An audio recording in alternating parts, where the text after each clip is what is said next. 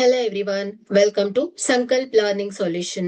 Dot situation. In this topic, see the question number 14. From amongst the figures marked 1, 2, 3, 4, select the figure which satisfies the same conditions of placement of the dots as in the figure X. Okay. So ಇಲ್ಲಿ X figure ಅನ್ನ observe ಮಾಡಿ. So ಇಲ್ಲಿ ಯಾವ shapes ಇದೆ? Square ಇದೆ. Circle ಇದೆ, triangle ಇದೆ.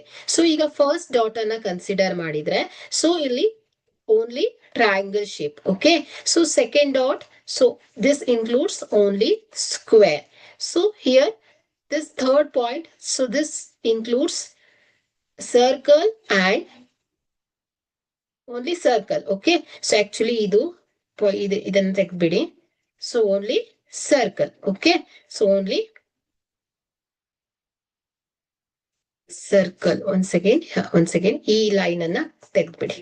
Okay, once again. So here, so ಈ ಒಂದು ಪಾಯಿಂಟ್ಸ್ ಅನ್ನ ತೆಗೆದ್ಬಿಡಿ, ಈ ಲೈನ್ ಅನ್ನ ತೆಗೆದ್ಬಿಡಿ. ಓಕೆ, 2 ಲೈನ್ ಇದೆ, ಸೊ ಒಂದ್ ಲೈನ್ ಅನ್ನ ತೆಗೆದ್ಬಿಡಿ.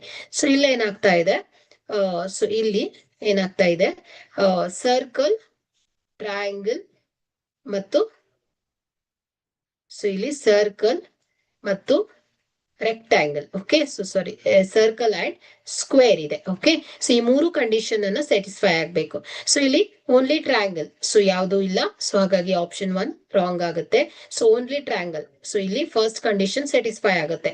ಸೊ ಓನ್ಲಿ ಸ್ಕ್ವೇರ್ ಇರುವಂತಹ ಆಪ್ಷನ್ ಇಲ್ಲ, ಸೊ ಹಾಗಾಗಿ ಸೆಕೆಂಡ್ ಕಂಡೀಷನ್ ಸ್ಯಾಟಿಸ್ಫೈ ಆಗಲ್ಲ, ಸೊ ಇದು ರಾಂಗ್ ಆಗುತ್ತೆ.